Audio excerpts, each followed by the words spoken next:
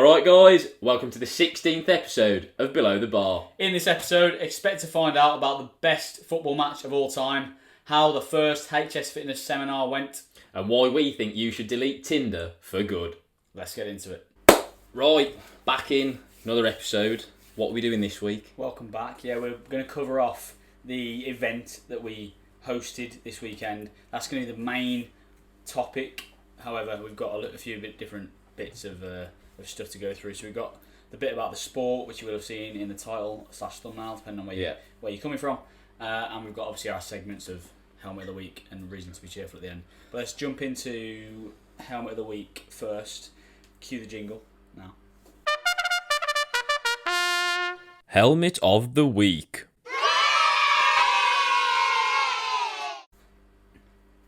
Yeah. Right, okay.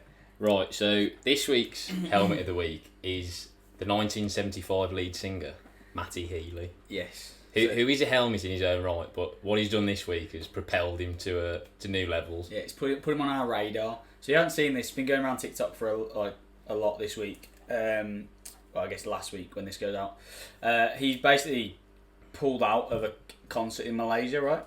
Well, no, it's even better because he turned up and then said how he would pull out. Right, okay. So he took the money, yeah, and then decided to basically pull out after he turned up. Yeah, he said when they were booking the venues, he didn't realise that they booked Malaysia. Right, how's that happen? Yeah, so the full context of this is Malaysia is very kind of anti-LGBTQ+, very homophobic It's place. got some terrible laws around that, hasn't it? Yeah, so they've turned up for this festival. He's basically gone on a tirade on stage about how it's backwards, they shouldn't be allowed to do it, and then he's kissed one of his bandmates. And then the fallout of that is he's got the festival cancelled, and in more likely than not, he will also get harsher repercussions for... You get banned from Malaysia, won't you? Yeah, they'll get banned from Malaysia, and then also the gay people of Malaysia will also get worse repercussions. Yeah, which is exactly the opposite of what he effectively would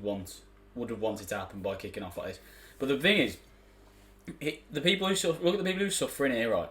People who are suffering are the people who've bought the tickets to go and see the 1975, gone and stood in the fucking heat in Malaysia to stand and watch this fucking hat perform, and then he stopped halfway through his performance. I don't know how far he got through. He just stopped, started giving this political speech, and then rapped and fucked off. It's on TikTok if you want to see it, but I'd save you time and that's the abridged version. Take it from us, it's shit. Yeah, right. But can you imagine though? You go and see. You've been waiting to see these people for ages, right? You go and see them. Well, you have a sad existence if you. Yeah, but some people love it, don't they? Yeah. And then he stops just midway through and just fucks off. You'd be like, right, I didn't come here for fucking Donald Trump, lad. Yeah, he's just a hat though, Matt Healy. He's been on our radar for a long time. He's a Nepo baby. We need to address this. Nepo baby. Yeah, nepotism baby, if you don't know what that means. So he's the son of Tim Healy, who's an actor. Older listeners will remember him from a comedy series called Alvina's Own Pet. Yes, yeah. But he was also the cross-dressing bartender in Benidorm, Leslie. Okay. Right. Yeah. And then his mom is Denise Welsh, who's on Loose Women. Right, so he's grown up in celebrity spheres. Yeah. And now he's ended up in a band. How original. How on brand's that? Yeah. And now he plays his mouth and effectively fucking just rapped basically, hasn't he? Yeah, he's what we like to call a libtard. Yeah.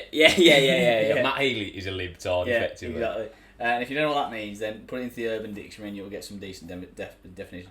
But yeah, if you go on TikTok and just put the 1975 Malaysia, you'll see what we're talking about. Basically, you just rapped in the middle of a concert, which there's no... But the thing is, it's all right for them, because they got their fee. Right? No. So he's got the rest of the festival cancelled. So all those local musicians who haven't got a pot to piss in aren't getting a payday. Yeah. All the local business that was relying on the passing trade, they're all fucked. Yeah. And also the gay people of Malaysia that he's supposedly standing up for. And now in worse standing. And now he have even less right. Yeah, so whichever way you come at this, he's fucked it. He's just a hat. Yeah, I don't know. Have you tracked any of the public opinion around this story? Have you know? No, I literally Googled it earlier, and even from of left wing media like The Guardian all the way to right-wing media like GB News. He's a hat. Yeah, he's a hat, right, okay. basically. So he's got a full sweep across the political spectrum, which is some doing. Full house in this polarising world that we live in. Very true. Yeah. You have to be some level of helmet to achieve that. So he's done that. But yeah, so effectively, cancelling a festival for being a hat, basically. Yeah, supposedly standing up for LGBTQ plus values, but actually doing the opposite effectively. Yeah, well, that was the fallout from it. He just hasn't really thought it through there, has he? Even though he ended up in the country that he fucking disagrees with so much. Would you disagree with that much? Don't go there. He took them. Oh right. Also, I just need to add this in. He made the speech while holding a bottle of champagne. Right. So he's in the trenches there with people, and he's a man of the people. Yeah, that's true. He's literally a champagne socialist. Yeah, that's so true. That's funny. Well, that's enough of him because he gets enough airtime as it is. Yeah, he needs little more covering on him, doesn't he? Really. Right. Okay. Let's go into the main bulk of today's topic. Yeah. So let's give a comprehensive recap of your seminar weekend. Yes. I'll let you intro it. Yeah. So if you aren't aware, in the last couple of months we've been planning and promoting this event. So our first one, hopefully first of many now. Seminar, effectively, it's a military prep seminar, is what we pitched it as. But it would be applicable to anyone, and showed that, to be fair, with the demographic we got. But it's just a day where we're focusing on upskilling various points of people's human performance, basically. So we had nutrition covered, we had self-defense covered, we had injury prevention, we had mindset. So you would leave that day, idea being you would leave that day in a net better position than when you came into it, to go and prepare for a course, the military, a half marathon, whatever. So it was just someone would go to that event, hopefully have a good time, but effectively take things with them to whatever they were going towards. And the majority of the lads were looking to join the military, weren't they? So we've had that in the works for the last couple of months, trying to get it all sorted out. And when it's your first event, I mean, you all testify to this, when it's your first event, it's just all over the place, because you don't really know how much work's involved, and you don't know whether you're doing too much in certain areas, not getting the fallback from it, or whatever it is. So you're juggling a lot of plates, weren't we? Really? Yeah, it's kind of a difficult thing, but I'm glad we did it, because it went really, really well. It was class. It was really fulfilling. Yeah, it was. I can see what teachers get from their job. Yeah. Occasionally, when they're not teaching, underprivileged children. Yeah, when they're not just focusing on marking all the time. Yeah, so we had me and Eddie took a few of the sessions, and then we had experts come in to take their respective subjects, and even to be able to sit in on the lectures themselves. So to be able to sit in on Jordan giving his nutrition lecture, and sit on Gareth giving his mindset. Yeah. That was valuable for me. I took things away from the nutrition and the mindset lectures that I didn't have when I got there. Oh yeah, and completely. And I consider myself to be all over this topic, because it's what I do. Yeah. But having experts come in and give their time for an hour, 90 minutes, is mega, mega valuable. And hopefully the lads who were there as attendees, who probably came in with a lesser base of knowledge on the subject, left with even more. So, like you say, it was mega fulfilling from our end to deliver. But I think also for the lads, it was mega valuable for them. All the feedback we've had has been really, really not positive. Not to blow our own trumpet. No, it's true. But I mean, so if we run through kind of what we did, I guess, run through the day. Yes, we'll start before the day. Actually organising your first event is a lot harder than you think, because you're effectively selling a dream. Yeah, we found this out. So everyone who came, if you are listening, thank you very much for putting faith in me and in us for running this event. Because, like you say, you're effectively selling something that hasn't happened yet. So they're putting a lot of trust into that person. What you promised. Because you've not actually delivered before and in that specific field. These people haven't met me, So exactly. I'm just a person on social media. They've put a lot of trust in to say, yes, I'm going to come to this event, and I'm going to trust that it's going to be good.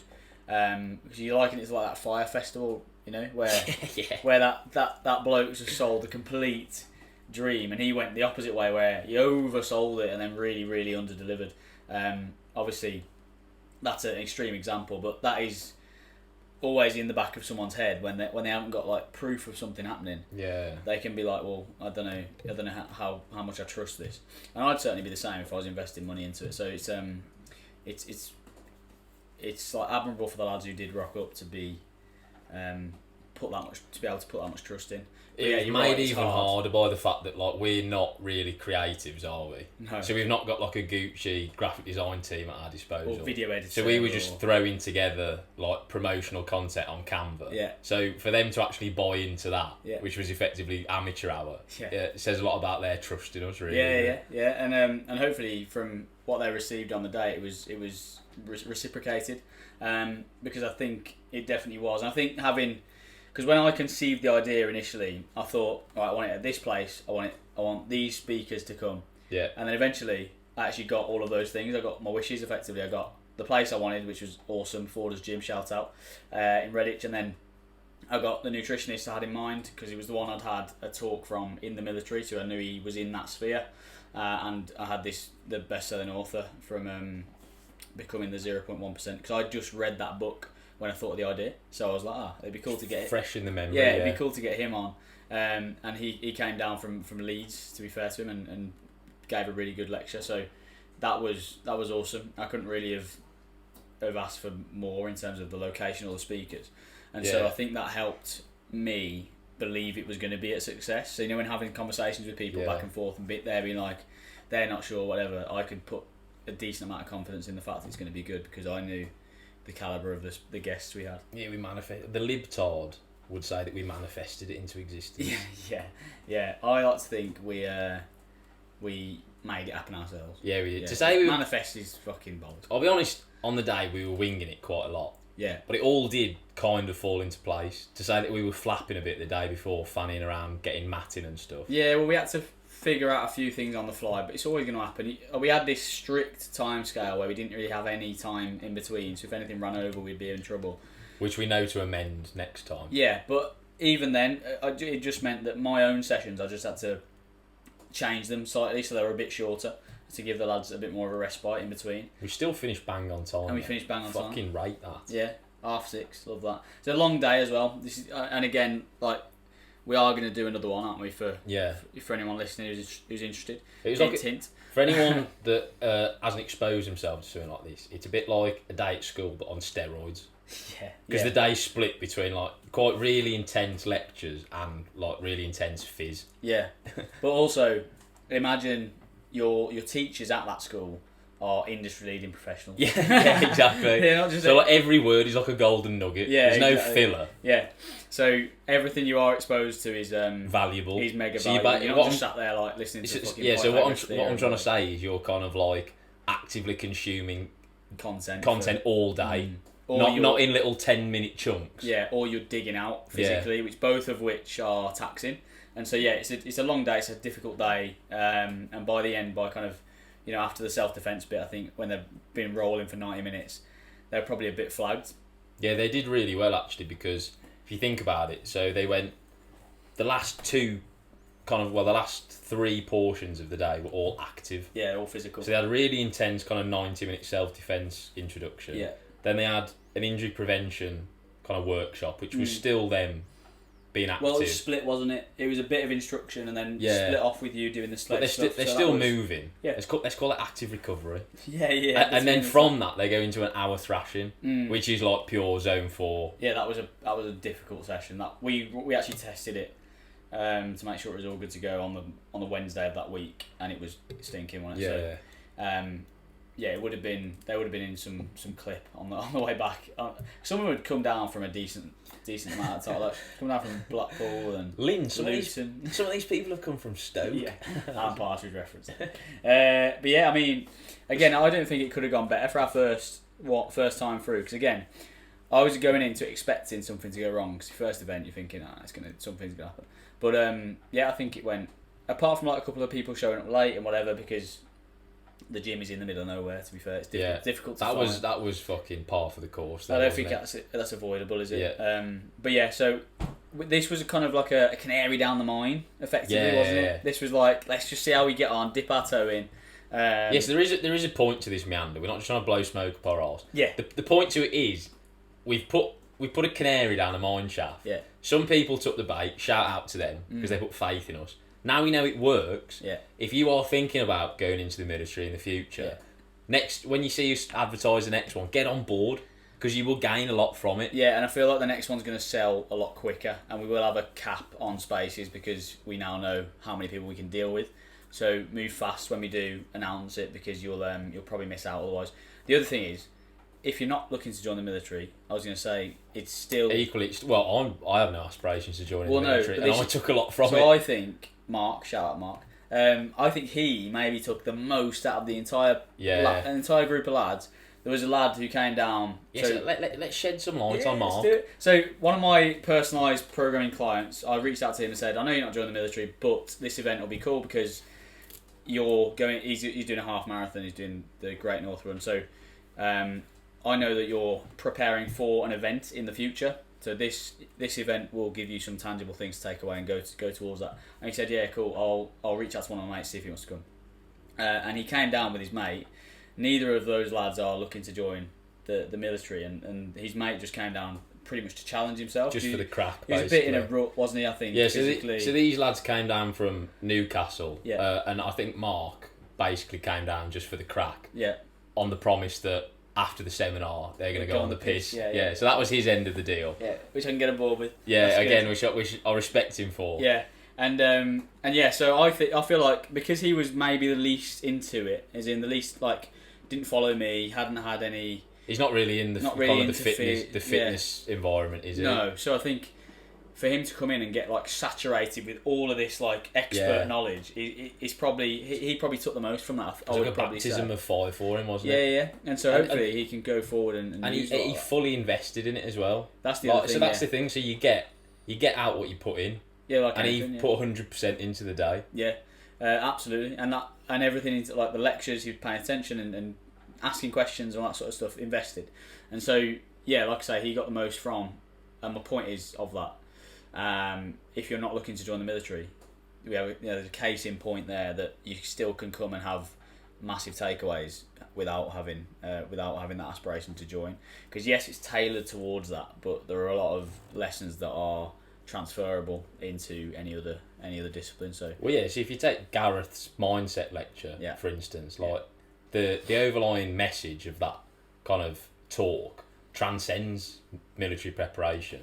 They're just good life lessons to take on board. Well, yeah, he delivers it through the lens of recruit training is the vehicle through which he delivers his message, but the overarching message is universal. Yeah, definitely transcends that, like you say, and is universal to anything you want to put it into.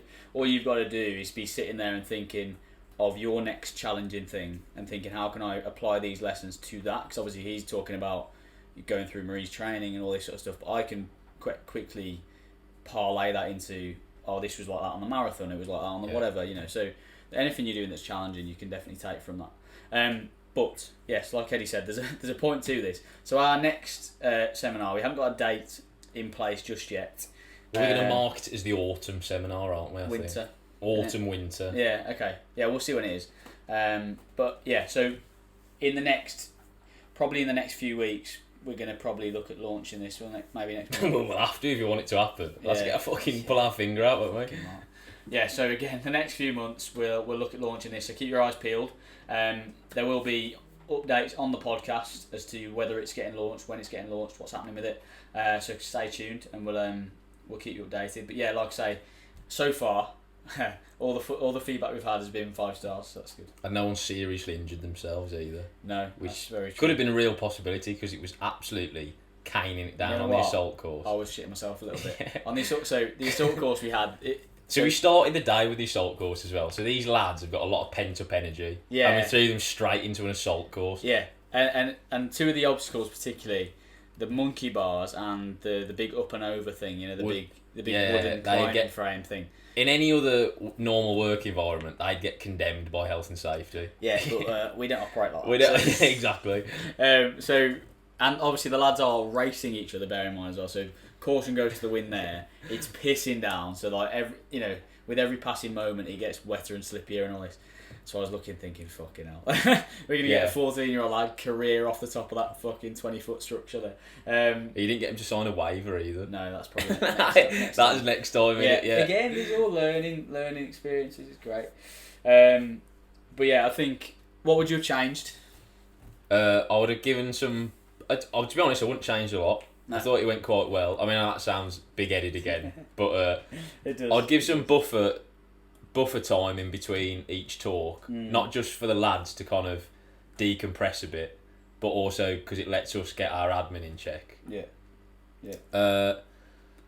What else would I mean, you could change the speakers, but again, I think we covered all bases really from what you would want. For the first one, I think that's yeah. Good. I think we'd probably get different ones in for the next one. Potentially even just like for our sake more than anything. Well, yeah, just, maybe. Just because it mixes it up a bit. Yeah, I think so. I don't think I'd change too much, you know. Yeah, I don't know. Maybe a waiver at the start. Safety, health. Just like admin-y stuff about. It's like not very exciting. It's like, cause I was going to say, like, we're obviously going to market the second one a lot differently because we now have an entire bank of footage to lean on. Yeah. But like, that's boring. That's so anal, isn't it? No, you don't chew people's ear off about that. Yeah, it's true. The other thing I want to cover. This is going into murky water here, so get ready. Oh, right, okay. So I didn't actually cover this on the event. I planned to, but obviously I got sidetracked. But obviously, if you're in the space and you follow myself and you follow other military prep coaches, let's say, there are other events kicking around. Obviously, that's fine, great. There are other events kicking around, and you might have noticed if you looked into our seminar, you looked at it and you think there's nothing really that military centric here. That was by design, believe it or not. Yeah. So on all these other military prep weekends or whatever, you'll read the manifesto, you read the itinerary, whatever, and they'll say map reading, shooting, fucking camp all the stuff you'd expect like a cadet troop to do, whatever, you know. Yeah, it's very like paramilitary-esque, isn't it? Like if you happen to if you're walking your dog and you pass them on fucking Brecon or whatever, wherever they go, you think, what the fuck is that? Like, are the Army Reserves out for the weekend? Yeah, you would think Army Reserves, you think the Army are out, you think the cadets are out, something like that. We wanted to go completely the opposite way, really, didn't we, with this? Exactly for the reason that you were saying before. We don't want it to just appeal to people that want to go into the military, because if you have no aspiration of going to the military, you see camouflage and are instantly repelled. Maybe not, to be fair. I mean, it's probably endearing. You probably think, weekend, I'll get the taste of it. But I just don't think there's any point. So, I mean... It would put me off. Yeah. To be honest, because if all you're offering is a military thrashing for an entire weekend, the only benefit of that is if you want to go into the military and you build up your mental resilience a bit. True. Yeah. Because other than that, because that's going to get tiring very quickly, isn't it? Yeah, I think they do some other like educational content on them on those weekends and stuff. But again, I wanted to like diverge completely from that because, like I say, so the mindset lecture was very military centric because it was a Royal Marine giving it or ex-Royal Marine giving it. But other than that, there was nothing that was really completely like military centric, and I wanted that to be the case because I feel like all of those skills you can learn when you get to training. So when you get to like the reason they have basic training is to teach you how to fucking cam up, is to teach you how to map read or whatever it is, teach you how to shoot, marksmanship principles. They teach you that how they want to teach you. I was going to say, it's not just teaching you, it's they teach you how they want it to be done. No, exactly, yeah. So if you coming at it with like bad habits... You run the risk of actually making life harder for yourself by ingraining poor habits beforehand. Yeah, and even if you don't, and even if you get taught it 100% correctly, but you could do, but it's not like they've got a up-to-date Limpston instructor to go in there to give the lectures. Anyway, point is, we didn't want to do that because we wanted to give you tangible things you could take away and implement into your preparation. So for my money, me teaching you how to cam up or how to get in the Oggy or whatever isn't conducive to when you leave that weekend. You've still got however long until your CPC or till your ROP. You can't implement any of those lessons. You can't. Well, like you just said, you're going to do all of that in fucking training anyway. Yeah. What you're not going to get in training is a performance nutritionist coming in and tell you how to eat. Exactly. Which will be beneficial to your preparation. Yeah. Someone telling you how to not get injured for the next 12 months of your prep.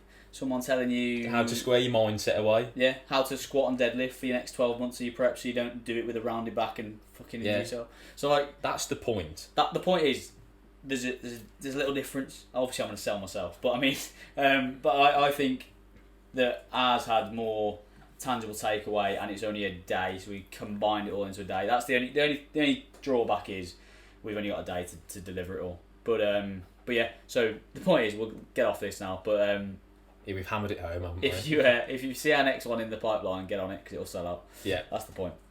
Right. Anyway, next. So we'll move on from what was a very long sales pitch to our top 5 sporting moments.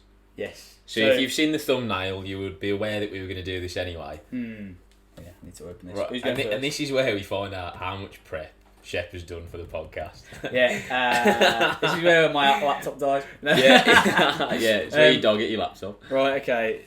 So we'll just caveat this. This isn't kind of objectively the greatest sporting moments of all time. No. These are our greatest sporting moments. Yeah. So they're going to be within our lifetime. And they're probably going to be quite biased. Yeah, have you not gone? One of them's not in my lifetime, but the rest of them. Well, you weren't fucking alive to witness it. Yeah, but you'll see. Right, I know. I can't guarantee I know what that is as well. Guess. I'm not going to guess now. Oh, okay. I'll guess when you get. Is it number 5? No. Right. It's Okay. Number 2 actually. Right. Okay. So who's going first? I've ordered mine 1 to 5. One being the top, 5 being the least important. Yeah, same. So I'll go. If we go 5 first, this one's. Are all of yours football? No. Oh, you're not. All right. Okay. I thought they might be. The first one isn't by design because I know this will annoy Eddie. It's fucking CrossFit, isn't it? No. Is it not? No, I purposely didn't go for CrossFit. I could have easily. I think of 5, just CrossFit. No, it's Wimbledon. Oh, fuck off. Wimbledon 2013, right? Final. Murray Djokovic. Is it Murray winning Wimbledon? Yeah. Beats him in straight sets, mate. Unreal. To be fair, I did think Murray winning Wimbledon because he was the first. What was he? The first men's single. Yeah, first Brit men male to win it in since like fucking Fred Perry or something. Yeah, something in like the 40s or fucking whenever he. But the fact about. he fucking just battered him. Like he didn't just pip him at the post. Yeah, and like Djokovic like 3 straight sets. Djokovic is like the goat of tennis as well, isn't he? It was just a mad run from Murray.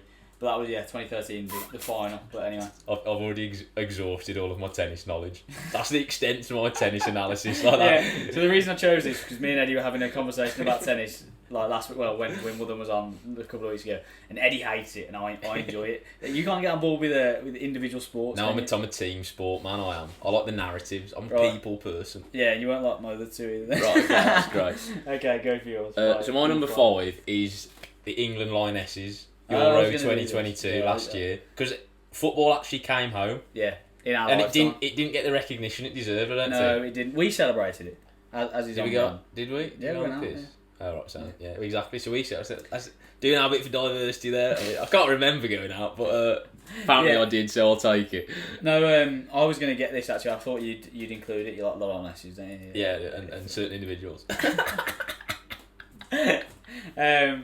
That was an awesome one. I think most people watched that. To be fair, I think by the time they got to the final, everyone was bought into it. Everyone thought, "Fucking hell!" But you know why they buy into it? Because the Lionesses is a bit nausy. The Lionesses fucking smash like their branding and promo. Yeah. Like the content they put out on socials is so much better than. To be fair, like the men's team is catching up. Yeah, they are. Yeah, but the Lionesses are so much better at it. They've had to be to try and elevate themselves, and they've done a good job of it. Yeah, it's good. To be fair, they're actually fucking sick. Yeah, they are. Like they slap up most of the teams that they play, don't they? Yeah, England are fucking unreal. Most of the good, they call it the Premier League, the Super League, Smith. Women's Super League, isn't it? Most of the Super League players are English. Yeah, the best players in it. Yeah. It was like prime Prem, you know, when they were like Gerrard, Ferdinand, Yeah. Lampard were all dominating. That's like now in the Super League. Mind you, now with the men's, even the same. Yeah, true. Like, you've got fucking Foden and whatever to a point. It's the same thing. But yeah, I mean that was fucking awesome. He beat Germany 2-1 in the final as well at Wembley. That's class. Don't get much better than that, Nah. does it? German tees. Yeah, that's it. Yeah, it couldn't have wrote that, could you really? Yeah, we definitely celebrated that though. That was good. That was good. That was, I'm glad that we when did. was that? I mean, I'm not going to deny it because it reflects well on me. 2022, wasn't it? It was last summer. Yeah, awesome. Like July or something. Soon to be followed by the men's this time. When's that 2024? next year? Yeah, 2024, I think. Is it? It's Euros, isn't it? Yeah. you're probably right. Actually, where's that being held? Fuck knows. Right. Well, I look forward to that send anyway. Yeah. yeah. When we lose in the semis. We're gonna win that. Right, go on. It's our time. 4th. You'll know this one well. Aguero. Oh, that's a good shout. Actually, I didn't even cross my mind. Yeah. So this is Man City's 2012 title win. Their first Picture the scene. Premiership title. Yeah, picture the scene. So they're 2-1 down to QPR, right? 90 minutes gone. And they're currently second by 2 points to Man United. They're rivals. So they know this at this point. Yeah. Man United won. beaten Sunderland, haven't Yeah, they? Man United once they did their bit. They're on, I think, 89 points. And then City just need a win and they'll win the league. But it's 90 minutes gone. Right, bear that in mind. So Dzeko scores at like 91 minutes. And then they're fucking scrambling for the ball because they know they're going to get they've got the last one. And then there's like 5 minutes added time. Yeah. Then in the 94th minute, mate, Aguero scores and it's just unreal. Yeah, it's Balotelli. Fucking Aguero! yeah, it just kicks off. And then obviously Man City won mate, that. that was such a good game. Because I was too poor to afford Sky. I was listening to it on a fucking radio, whatever, BBC. Radio 5. Final score or whatever. Yeah. And it was scenes, mate. It was just like class, innit? pure pinball in the box for like all of added time. Yeah, it was. And then they eventually, like, What's the Aguero highlights gets the winner. Yeah, it's unbelievable, mate. makes the hairs on the back of your arm stand up, doesn't it? Moment that. Who was the commentator? Is it? Oh, was it? It's it would be the Sky one, wasn't it? Was it Martin Tyler? It might be. Or it could have been Peter Drury before he fucked off. Yeah, I think it might be Drury. He's back now. The goat's back. He's class, yeah. Because that's a seminal moment in commentary, that is, isn't it? Like the Aguero shout. Yeah, that's class. Yeah, but anyway, that was a big moment in Man City's history as well, wasn't it? That was like them lighting the touch papers to the success that they've now gone on to. That pretty much kicked them on to winning it every year. Win it every year. Yeah, so that's my number 4. Right, so my number 4 is also football related. Right, you might have this. This is Leicester City's Premier League win. Oh, no, I don't in have 2016. I don't have this. 5,000 to 1. Unbelievable that is. Actually. This is mental. About this, you know? This gets forgotten about now, but like I don't think we appreciate just how mental it was. You've got to contextualise it though. It's like they were not even in the conversation. It was their second year from getting promoted. So who's that like now? Who can we say that's like now? Like Forest. So it's like Forest. Mad. So Forest came up last year. Yeah. And it's like them winning the season coming. Yeah, over like Liverpool, Man City. Yeah. It just doesn't happen. But they had like Jamie Vardy on the coke. He was like Jamie Vardy, if you don't know, he's like because he obviously during the course of that season was on fire, wasn't he? Because he broke the record for like consecutive games scored in. Yeah. So like 11 or something. He was like their backbone for that. But like his pre-game diet was fucking mental, lad. Wasn't it like 3 Red Bulls? 3 Red Bulls, like a shot of port the night before. And then like some atrocious scran, like a chocolate bar or something. Yeah, it was. It was just pure sugar and caffeine, basically. Yeah, he's just firing on all cylinders, mate. Basically, his resting heart rate before he went out on the pitch must have been like 150, 160. But the chat shit get bang memes that came out of that season were superb. They kept Twitter going for a good year. Yeah, they're the best thing to come out of that season. But yeah, 5,000 to 1. Those odds were. Did anyone win that? Surely. I think some people did put like a 5 on it, and because the odds were so mental, they actually got fucking decent payout. 25 grand off that. Yeah, that's unreal. But yeah, so then they obviously won their first ever First Division title, and also qualified for the Champions League for the first time. Yeah, to be swiftly removed the next year. Well, they've gone down the pan now, haven't they? I know, it's mad. Quite literally, because they got relegated, didn't they? Yeah, just one little season in the limelight, and then they fucked off. Also, they won the league that year on 81 points.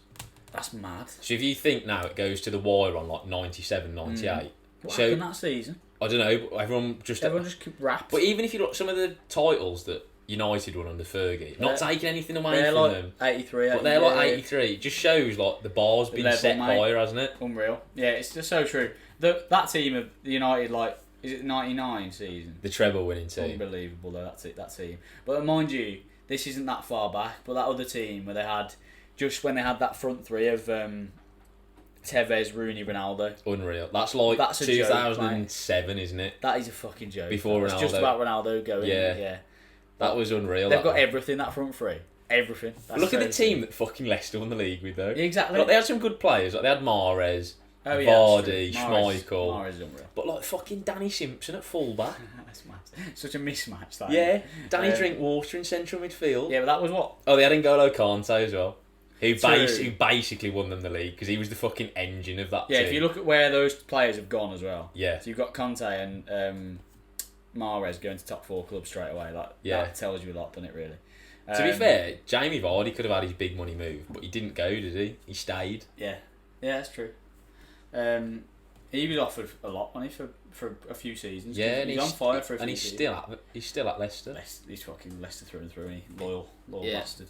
That's my number 4 anyway. Okay. Your number 3. Number 3. This is not football related or tennis related. Oh, I like this. You've diversified. Yeah. So this is the sub 2 hour marathon.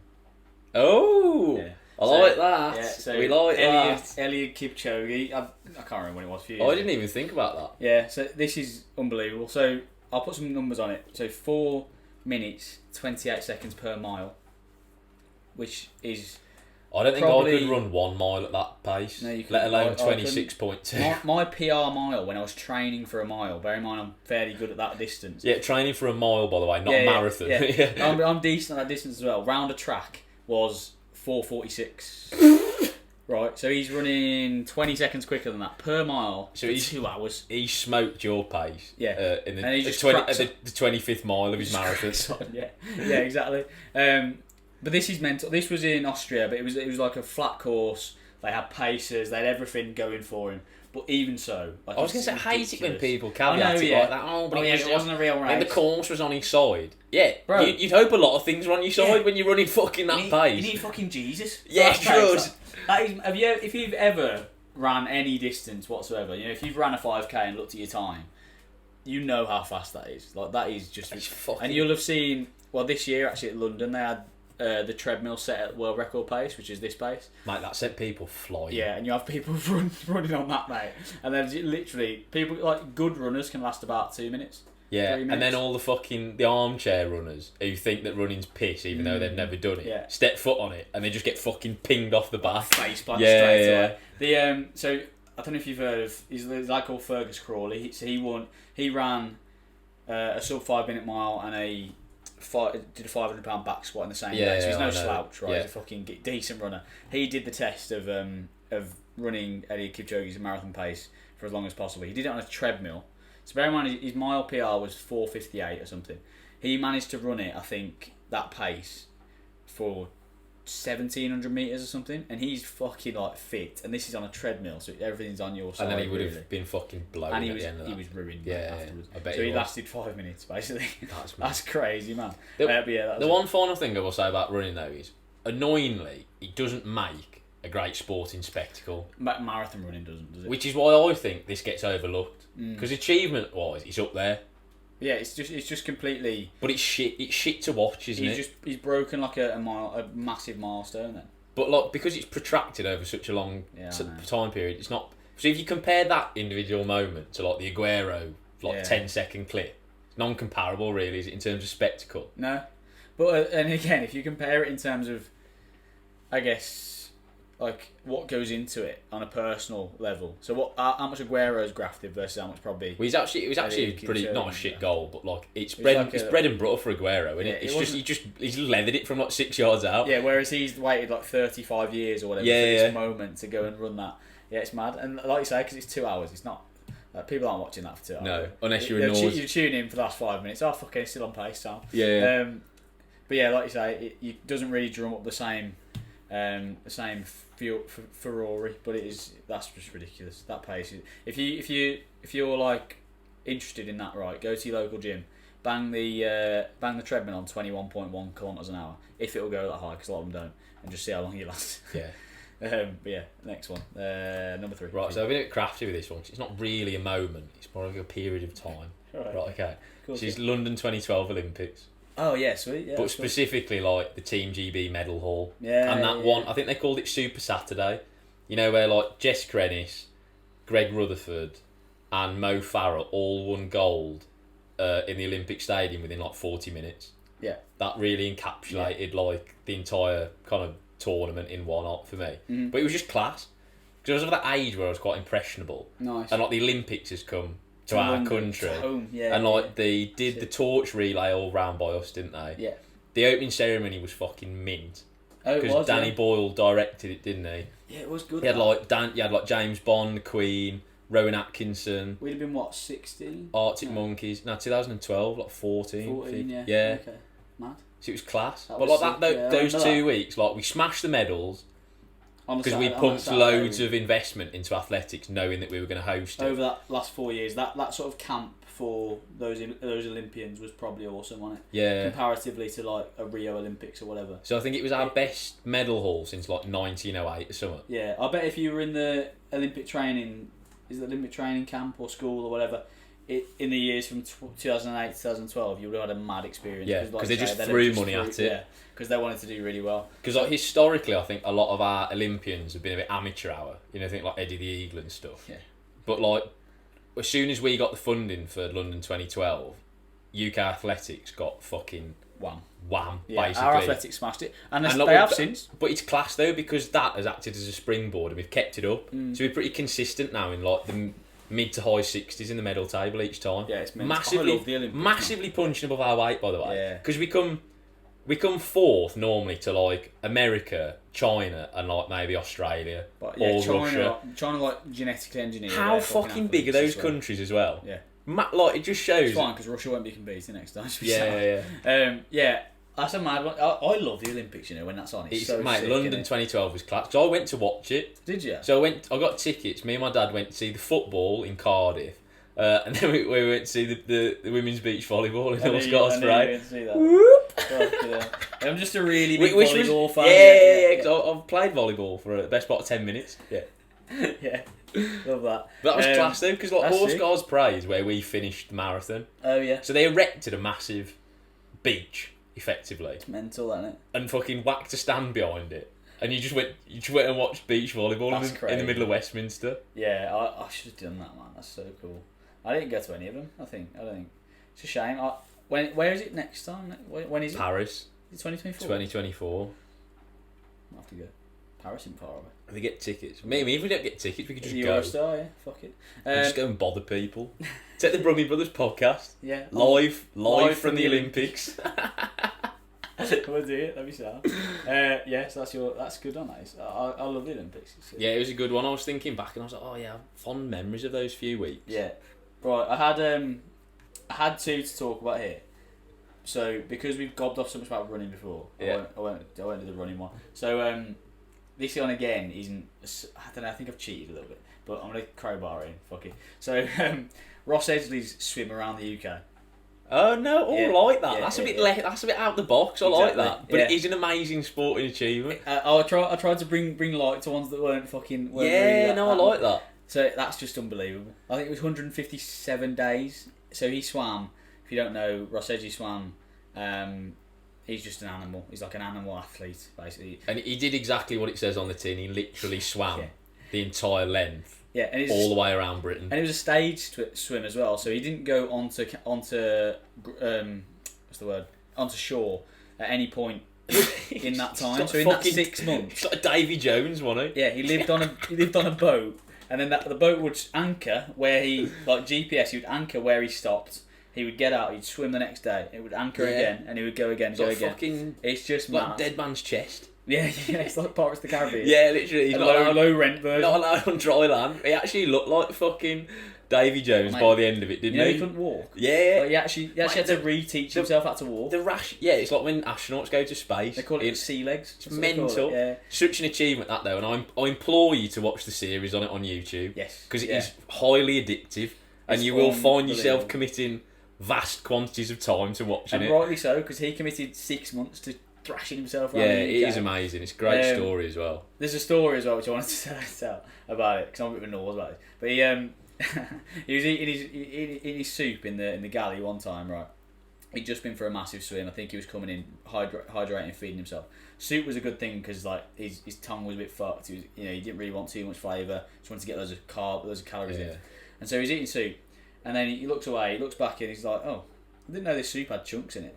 And the crewman was like, "It doesn't." He was like, "Oh, I thought it was like a chowder or whatever." And he picked this chunk up, and it's a lump of his tongue that had like literally fell out because his tongue had like after all this months and months and hours in the seawater had like degraded, and so bits of it were just like falling off randomly. Yeah, he basically like pickled his own tongue, hadn't he? Yeah. With the seawater. There's a video of him on that. I think it's on that series, and he's just like picking bits of his Horrible. tongue off, mate.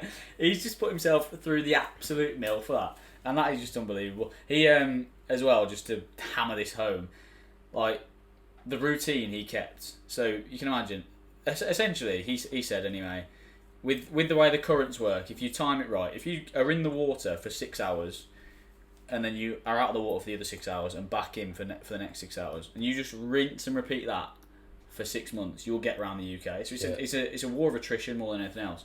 So he was like, if you're just not really swimming, but you're just in the water with the tide, you'll make like 4 mile an hour, and so you then get out of the water when the tide's against you, and then get back in when the tide's with you. So you swim clever. Yeah, but it basically means you just have to fuck your circadian rhythm off, don't you? He just like slept. It's called biphasic sleep, isn't it? Where you sleep in 2 bouts of kind of a couple of hours.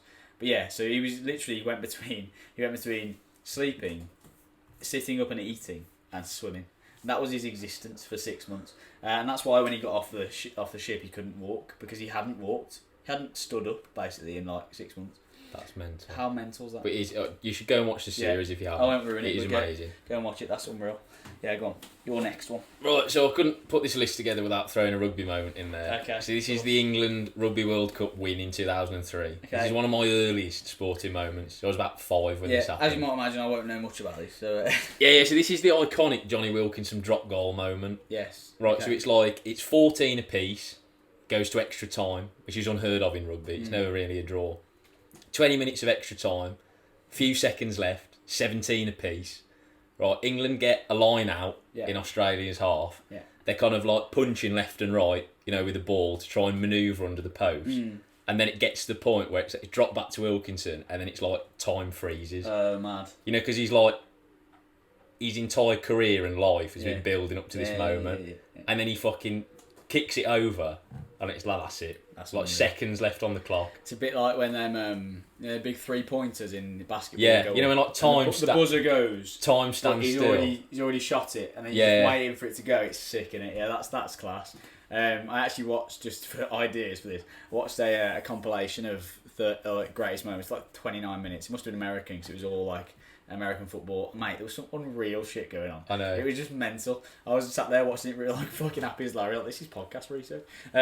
But yeah, there was loads of them the rugby ones and basketball ones in the same kind of vein, where it's last minute, last ditch, and you're getting over the post. So it was the first time that a Northern Hemisphere team had won the Rugby World Cup, because obviously, historically, rugby's been dominated by New Zealand, Australia, South Africa, Southern Hemisphere teams. It kind of capped a period of like international domination by England. So they went into the tournament as favourites. They turned up, beat everyone, and fucked off with the trophy. Which is nice. Yeah, because we turn up to a lot of tournaments in a lot of different sports as favourites, and then never deliver. So it was actually nice. They turned up with a plan, knowing that they were best, and actually fucking smashed it. Yeah, that's class. I love that. But yeah, I was gonna say, go and watch the highlights on YouTube, even if you just watch the Wilkinson drop goal. Yes, I'll definitely watch that. So I haven't seen that, so that'd be sick. Cool. Right, ready? Number 1. Drum roll, please. Yeah. Yeah. So. You might have the same one, actually. If we do, I think then we're too similar. I think we probably do. So it's 2008. Oh no, it's different. It's different. Yeah. Okay, right, this is good. Yeah, UEFA Champions League 2008, the final, right? You don't know about this, get to know. So probably the best game of football I've ever sat and watched. I think is it the same one? Have you got the date wrong? It's 2005. Yeah. Oh shit. Right, yeah. Right, so we have the same one. It's Istanbul 05. Yeah, it's right. We're all over this. Yeah, this is probably the best game of football I've ever watched. I think because I was sat there and watched it with my brother, who's an avid Liverpool fan. This is Liverpool Milan in the Champions League final, and it was just amazing to watch. I was like, wow, were we 8? Yeah, this is the reason why I support Liverpool. Is it? Okay. Yeah, it was that captivating. No. And if you're a football fan and you say you've ever seen a better game of football, you're fucking lying. Unbelievable. Because it had everything, lad. I've watched the replay to that, like the highlights to that, probably like 15 times. It makes me emotional. It's fucking so good. Massive underdogs before the game. Yeah. They're 3-0 down at half time. And you think they're out then? Oh, 100%. The team that fucking Milan had. I've got it. Have you got it? Right, yeah. This is Milan's starting 11, right? Dida in goal. Probably one of the best. Cafu, Maldini, Nesta, Yapstam, Gattuso, Crespo, Seedorf, Pirlo, Kaka, Shevchenko. Yeah, so like they're all Pirlo and Kaka are just absurd. Like you could make a FIFA team of the year just from that starting 11. Yeah, just insane. That team, those couple of years with Milan were insane. Oh, they were unbelievable. But Carlo Ancelotti is manager as well. Yeah, who's still killing it. Yeah, the European ghost. Was he ever going to stop? No, but yes, they're 3-0 down at half time against that team. There's a mental 6 minutes in the second half where they claw it back to 3-3. Oh yeah. You get you got the Gerrard header. Yeah. We need to unpack this. We got to unpack this. So they come out. Basically, Stevie G's giving a fucking good hiding at half time. Yeah. He's like, we're not going down sitting. You're not going out sitting down. Yeah, he's pulled them kicking and screaming back into the game. Exactly. So he's literally grabbed his team by the scruff of the fucking neck. Was it him first? Yeah. So it was Schmeitzer first, wasn't it? Schmeitzer. Was it the Schmeitzer one? Right. Either we had them two. She had the iconic Schmeitzer moment. Then you Schmeitzer. Then you've got the Gerrard header, which is sick, by the way. Yeah, he's on out of nowhere. He's on the fucking edge of the area. Yeah, man. And he glances it into the fucking far post, top corner. Header. And then there's the penalty in there. And then there's the Alonso penalty that she's initially saved. Yeah. And then he hammers home the rebound. Everything's gone wrong there, and it's 3-2. You could save it now. And he's missed the penalty. But then he hammers it back. But you think the drama's ended there? It hasn't. Yeah. It goes to extra time. And then the best chance of extra time fell to Shevchenko. Yeah. He was like the best striker in the world at this point. Like a double save from. It was the Dudek save. It was like it comes to him. So I think he saves the initial header or shot. Yeah. And then it falls to Shevchenko about 4 yards out, and he fucking leathers it. Yeah. And all Dudek does is just put out a hand, hoping that it'll get something on it, and it just meets the ball perfectly and goes over the bar. So good, mate. So good. He had a game of his life, dude. Yeah, well, obviously, and then we come fuck all after and then we come on to the iconic penalties. Yes, yeah. So then they went to penalties. Bear in mind, Liverpool probably got the momentum. They got their backs up there, haven't they? Yeah, because AC Milan are rattled at that point, really, aren't they? They expected at half time to be this is gone. They're finished, and they came out and gave them a good seeing too. So yeah, so it's penalties. And you get the Jersey jelly legs, didn't you? Yeah. So I think Shevchenko has to score, otherwise Liverpool win. And then you get some absolute textbook shithousery from Dudek, giving it the old Bruce Grobbelaar like fucking jelly legs hands over there, and he fucking saves it, doesn't he? Yeah, he gets saved with his trailing leg. Yeah, class, mate. And then it's just scenes from there on in. It's just unbelievable. Like Jamie Carragher's got some good stories of the nights out that they went on after that final. I bet, mate. Imagine the scenes, mate. Yeah, that is ridiculous. Right, so if you haven't seen that. Firstly, you're a hat. Yeah. And secondly, you live under a rock. And you might be too young. Google that. Istanbul 05 Champions League final. It's just ridiculous. I think if you just watch the 10-minute highlight, I think there's a 10-minute highlight. Yeah, try and get the original commentary with Clyde Tilsley. Yeah, because he like no one does it justice like him. Yeah. You need the organic there's commentary. There's another shit one that they did it at like a later date. Yeah, you're not in the moment then, you hat. That's fucking stupid. Yeah, that is shit. Anyway, but honestly, that is class. I love that we got the same number one. Yeah, so we've had the same number one. I love that, and that is the best. That is the greatest game of football that's ever been played. Yeah, changed my mind. Tell me otherwise. Yeah, I love that. Fucking class. Yes.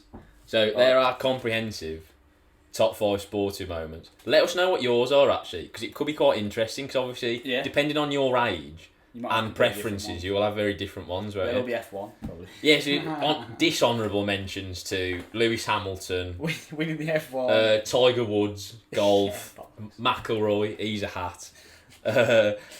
Michael Jordan is the GOAT of bad. Yeah. The Chicago Bulls 3-peat is class, and that Netflix documentary about it is good. Yeah, it is. But I don't really like the NBA, so... Fair enough. Well, it's back to American things. Yeah, and Tom Brady, he's a hat. He's definitely not on there. Right. So if you've got your top 5, bang them in the comments. Yeah. And we will berate them. Yeah. So we'll go into our next segment, which is underrated, overrated. Q. It's either underrated... You've charmed me. ...or it's overrated.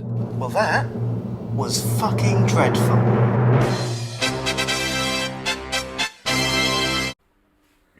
Yeah, so who's going to kick us off this week? I've got a good one. You go first then, because I started the other bits. Right, okay. Underrated, overrated, the Arctic Monkeys. Ooh.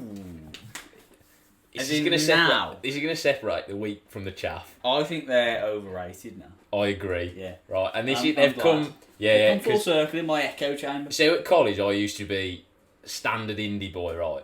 And the Arctic Monkeys couldn't do wrong by my eyes. Yeah, like an indie boy starter pack would have that Arctic Monkeys album, on that. So those 3 like first albums or whatever, especially kind of whatever people say that's what I'm not, and favourite worst nightmare. Yeah. They soundtracked my like teenage life. Yeah, basically, they were unreal. Yeah. They really they're just tunes, and when they still come on now in clubs and stuff, they are or like in bars, tunes. they get everyone going, don't they? Yeah. They're proper like angsty. Yeah. And now, Alex Turner is a hat.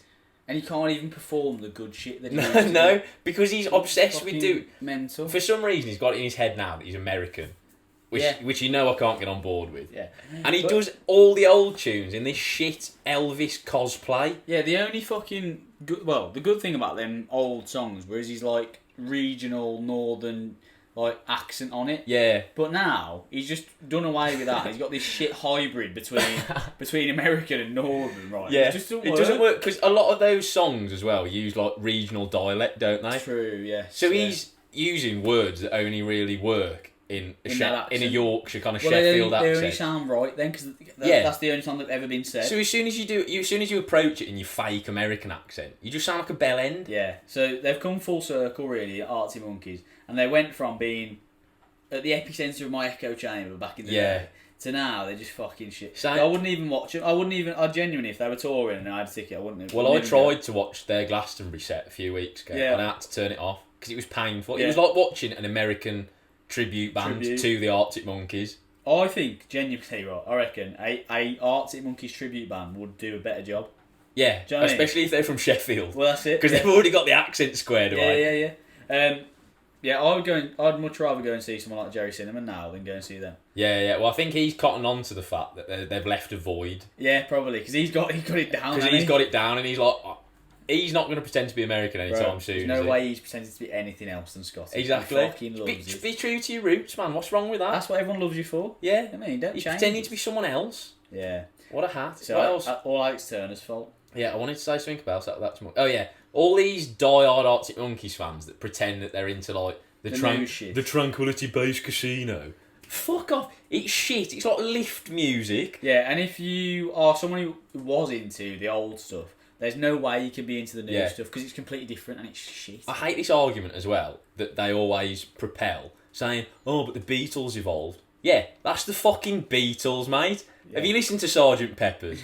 They didn't fucking call it a Tranquility Base Casino, did they? Yeah, the Beatles are just infinitely better. So yeah, exactly. We can round that off because you can't compare the Arctic Monkeys to the Beatles. That's ridiculous. Man. Yeah, that's bold, isn't it? There's no even any comparison. Not even any comparison. Nah, Paul McCartney's the GOAT. Yeah, there's not a club in Liverpool dedicated to the Arctic Monkeys, is there? Yeah, exactly. Well, there is in regards to the Beatles. So, yeah. So Arctic Monkeys massively overrated.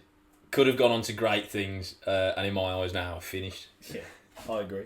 So I agree, overrated. Right, ready? Go on. Yeah, so you like this one. Underrated, overrated. Dating apps. Massively overrated, and you know how I feel about dating apps, right? So I'm going to take the moral high ground on this one. I've never had a dating app. 100%, like hand on heart. No, that's true. I have mixed opinions. Whereas you, on the other hand, have dabbled in the dating apps. I have had dating apps before, yeah. I have mixed opinions, to be fair. I don't think they are a good force for the dating market or for society in general. However, there's another part of me that feels like if you're not... It's like... this is James Smith through and through, right? Yeah. If you're us trying to be James Smith again. Yeah. But if you're looking at, he always compares dating to marketing. Same thing, innit? You're trying to prospect for leads. You're trying to prospect for dates. If you're not like in every sphere, so if you're not walking the floor, let's use a PT example. You're not walking the floor. You're not handing out leaflets, or you're not posting on social media. You're not having conversations with people. You're limiting your pool of potential leads. And the same is true if you're choosing not to be on dating apps, because you're limiting your potential pool of potential dates, because a lot of people now are on dating apps. So I think it can be a good thing if used correctly and if leveraged, okay. But again, I do think there's massive issues with it. I just think it sets a toxic precedent. What do you mean? For a lot of people, because now a lot of people have just grown up knowing dating apps as being the norm. Yeah, I agree. I think it encourages like an antisocial outlook towards meeting people. You know what the word is for that? The wanky word for that, right? It's approach anxiety. So it increases approach anxiety because you don't need to do it now. You can just swipe, bang, good to go. I can meet someone. That is a good skill to expose yourself to. It's a good skill, and it's necessary. Because if you actually want to meet someone in the real world, then you've got to have the ability to approach them. Yeah. Because anyone can drop what I like to term digital game. Yeah. But it takes someone with actual charisma and chat to go up to a complete stranger and pull off a decent opening conversation with them. Yeah, because that's nails, mate. Yeah, that says a lot about you as a person. Yeah, 100%. Whereas swiping and just messaging someone out of the blue is anyone can do that. Anyone can do that. And also, as we know, anyone can fucking use photos from 10 years ago, bro. Yeah. That aren't even, or photos that aren't even you. And try and get and you can get the dopamine, or you can get the necessary, I guess, validation from just messaging people. You can get those, so we have a case in point. I won't throw it on but we know a certain individual who you can get almost the same level of validation as you would going up to someone in person by just swiping, matching, messaging, arranging a date, not going on the date. Yeah. So you've gone all the way there, but you haven't actually done the thing that you're on the dating app for, which is backwards to me. But you can get the validation from doing that, and you save yourself the energy of having to go on the date. Yeah. It's like, oh well, they said they were going to come, so that's as good as. Yeah, but that's not as good as, because why are you on the fucking thing in the first place? Well, that to meet someone in person. Well, that just shows that people's perspective now, like their intentions, are completely backwards, aren't they? Because they're not trying to meet people. It is like they're just massaging their own ego. Yeah, it's an ego trip, isn't it? Which is bad because that exists as an option, it gives them the utility to do that. Whereas if dating apps weren't a thing and you said no, they're banned now, can't use them. Yeah. And someone like that had to get that validation in real life, it would probably be a much healthier dating market because you'd have to go and prospect in person. So I mean, don't get me wrong. Like there obviously have been many dating app success stories. Oh yeah. Like we know people that have met on dating apps that have been together years. But what I'm saying is, like, there are equally a lot of people who are on there for the wrong reasons. Yeah, true.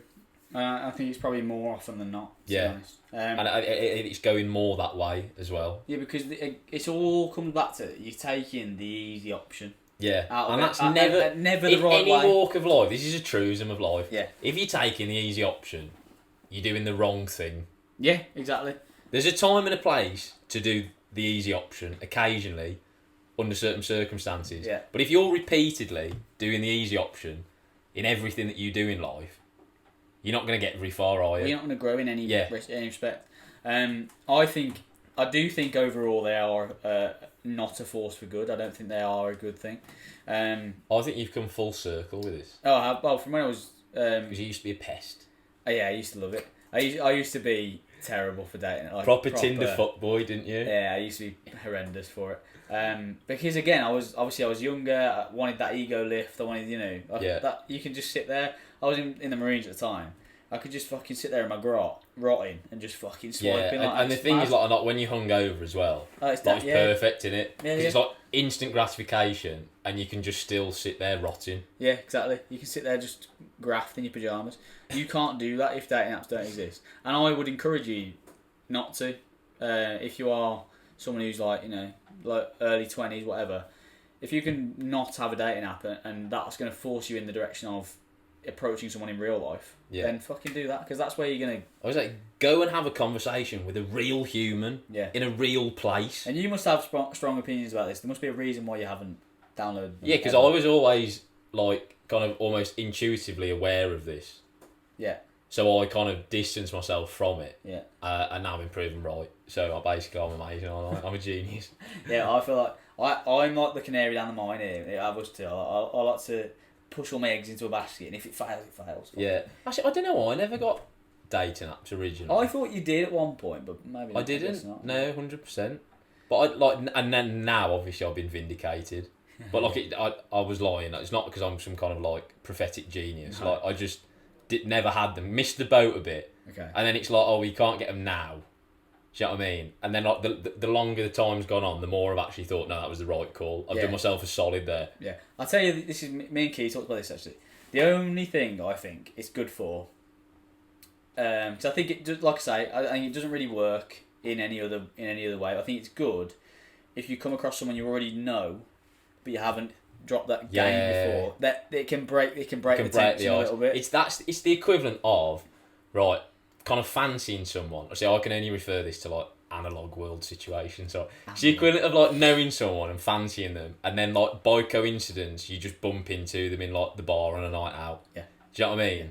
And it's like when the stars align. That's the digital version of that, isn't it? And so it does work in that sphere, to be fair. But again, you're better off fucking talking to a real human being. Yeah. Because ultimately it's going to improve your fucking social skills. But ultimately, you're going to have to fucking talk to him in real life at some point anyway. Yeah, so you're cutting out the middleman. So you're cutting out the middleman of have they actually got any decent chat or not. If they're a boring cunt, you don't want to spend like 3 months on Tinder grafting them and then go and meet them and then fucking... Yeah, well, we know this. Like, you can create the illusion of a personality quite easily on social media. Yeah. And also, while we're on this, right, I've had this a few times. People using my photos. This is going to be It's never happened to me, by the way. I didn't make of that what you will. Right, so people will fucking screenshot my Instagram, and it gets pretty up to date as well. It'll be like a recent FOP. They're constantly reinventing it. They use my Instagram photos to get matched on Tinder or whatever, to go and fucking put on their Tinder. I'll get sent, this one had a missus as well, mega damaging. So I'll get sent these Tinder profiles with Harry, 25, fucking business owner. And it's like you and your blues or whatever. Yeah, me and my rig. I'm like, I have to like promise that my missus that I'm not on fucking a dating app. It's this hat who's fucking sat there wanking. It's actually me. Yeah. I've not got any dating apps. Woo!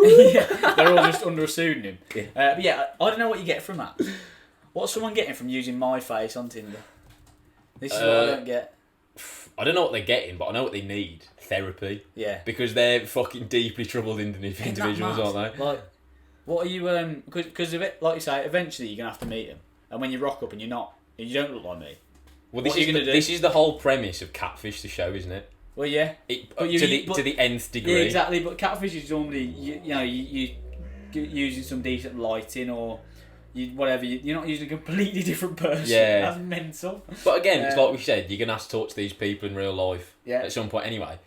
From the perspective of a catfish, you're going to have to meet them at some point. Yeah. So why are you trying to pretend to be someone that you're evidently not? This is it.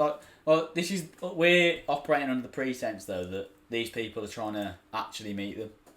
I think the people who are especially doing that, are just there to get messages because they're not getting messages. That's how sad that. That's just sad. I mean, like, we could laugh at because we've all done it, I guess.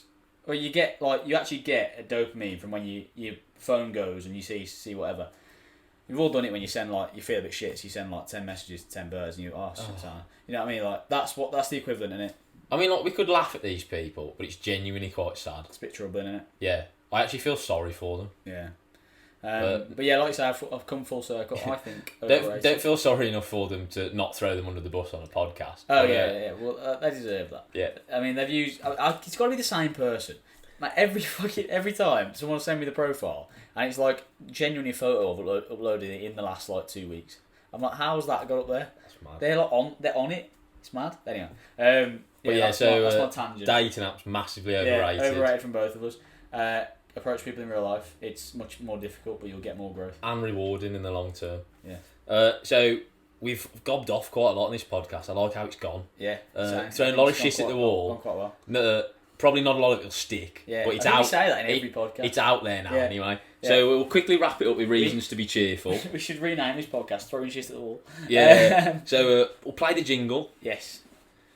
Reasons to be cheerful.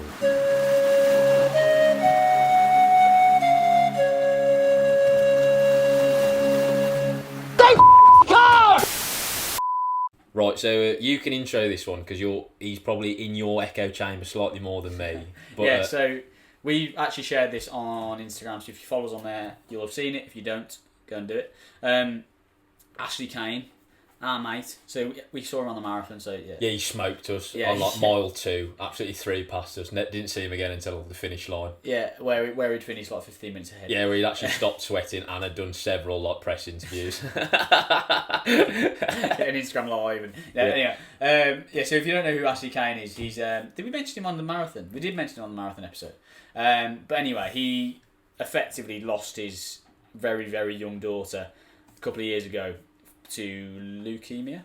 So it was something horrible. Some horrible I'm not sure it was cancer, leukemia, but it was a horrible disease. Yeah. Yeah. Anyway, it was a cancer that took his daughter from him, probably in the first year of her life. Yeah, like really young. And anyway, ever since that point, I think it was 3 years ago, he's basically dedicated himself to honouring her name effectively and raising as much money as is humanly possible for the Azalea Foundation, which is his daughter's foundation, or the foundation set up in her name, and by sort of virtue of that, the Teenage Cancer Trust and the child cancer effectively, which is obviously a massively important cause, and for him, nothing's more important, right? So, what he did was he thought, because he's a physical guy, so he needs to challenge himself physically, and he wants the Venn diagram to meet like this: physical challenge, ability to raise loads of money.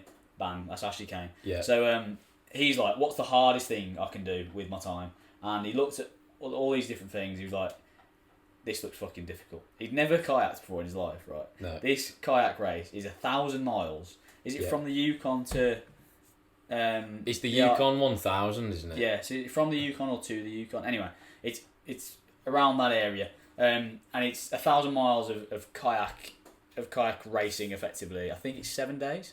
It took him 7 days, 7 or 8 days, completely unsupported. So you're in like Alaska, where there's fucking shitloads of bears, right? And you've only got a tent, a soft shell tent, and a boat. And the bloke you're sharing your kayak with. Yeah, and that's you. And so if you get attacked by a bear or a pack of wolves or whatever, like no one knows about it because you're on your own. And like you can't have anyone with you. So apparently the big danger isn't so much that you get scrammed by a bear. It's apparently because some of the parts in this river are like a mile long or wide or a kilometre wide. Yeah. So if you were to capsize in the middle of that, you fucked. Yeah, we don't really have any comparisons to this in the UK because obviously like the North America's on such a vast scale. Like you'd be confused for thinking that you're in a bay or something. That's the British equivalent, isn't it? Like you'd think you're in like the Severn Estuary or something. Yeah, and you can imagine in the Arctic Circle, obviously it's freezing cold water-wise. So if you go down in the middle of one of those really wide stretches of water, you're just gone. Yeah, it's proper. It's proper kind of like Bear Grylls survival vibes, isn't it? Yeah, real life. And so and you also have to kayak 1,000 miles. Yeah, if that wasn't enough for you. And so they got it done in 8 days, which is absurd. Over 100 miles a day in a kayak. He torn a rotator cuff on, I think, both arms. He's got some sort of mad lip fucking thing. Yes, he's torn his rotator cuff. He's got stress fracture. He's fucked his lip. I don't know how. He's infected his foot and his hand. Yeah. I think he's a friction burn from his hand from all the switching. But yeah, basically, you name it, he's injured himself there. Yeah, a bit like the lone survivor injuries, where you could just like you say, you can name something, he's probably got it. And so he put himself through an absolute an absolute mill for a really, really good cause. And so that's our reason to be cheerful, because he got through it, because it was an actual possibility they could die. I think it's like 50-50. Yeah. Like, he could have been saying goodbye there. That'd be it, because it's like I say, unsupported is a joke. Yeah. So if he's not on your radar, go and check him out, Ashley Kane. Yeah, there's a couple of good podcasts he's on that'll spin his story quite He's well. a really top bloke. He's got a fucking unbelievable mindset for the way that he approaches life. That's true. And he's done some amazing things for charity. So go and check him out. Have you listened to his Modern Wisdom thing? Not yet, no. Have you not? It's just heavy, but it's pretty good. It is heavy. Yeah. So I've got all of the ones that he's done are saved, but I've just not reached the right mental point yet where I can tackle them. Yeah, it takes a lot to be, because I know it's gonna be heavy. Yeah. But go and check that out anyway. Yeah, that's our reason to be cheerful. Right, I think we've suitably covered all of our. We've gobbed off suitably for long enough. Yeah, I think. Happy days. So I hope you enjoyed that episode. The next episode will be do you want to announce it? We'll announce it. Yeah, sure. Yeah. It will be a journey back again to Lifting the Lid. I know you all love that one. So they seem to do quite well. So we're going to go through the commando test week. So same thing. Eddie's going to put his interviewer hat on. Yeah. And he's going to interview me about the commando test week, specifically that entire week of training. So these are the 4 tests that you basically build up to through training, right? Yeah, that you earn your green beret through, effectively. So if you're interested in that, then obviously stay tuned for the next episode. Make sure you like the video and subscribe wherever you're listening. But yeah, my brain's frazzled now. Yeah, so we'll leave them to it. Right, see you in a bit. So.